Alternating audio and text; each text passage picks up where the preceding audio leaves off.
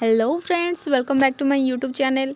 सो आज वीडियो रे आमे बनवाक जाऊे गोटे हेल्दी एंड देसी ड्रिंक जहाँ आप समर रे बहुत इजिली बनई पारे एंड बहुत इजिली ताको स्टोर भी करके रखिपारे फ्रिज रे। तो चलते स्टार्ट करवा आम वीडियो। तो फर्स्ट आमको दरकार किसी धनिया पत्र, अल्प भृषंग पत्र एंड जदि आप स्पाइसी खाती तो कंचा लंका आप अधिक नहीं पारती एंड अल्प अदा। तो यू को ऐड कला आम से स्वाद अनुसार लुण ऐड करवा एंड सबको आम ग्राइंडिंग करनवा एमती।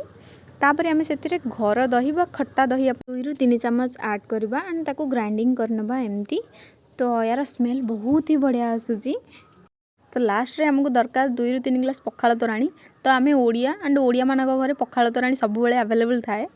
तो तोराणी रे आम जो ग्राइंडिंग कर रखी पेस्ट ताको ऐड करनवा एंड ताको भल से टिके धोई नहीं पानी रे ताको ऐड करी भल मिक्स करनवा। भलरे मिक्स हो गला पर रेडी हो गला हमर ये देसी स्टाइल रो छाछ बा घोल दही। तो समर रे आमे टिके कोल्ड ड्रिंक्स पीवा को पसंद करूँ एंड ठंडा पानी भी पीवा को पसंद करूँ।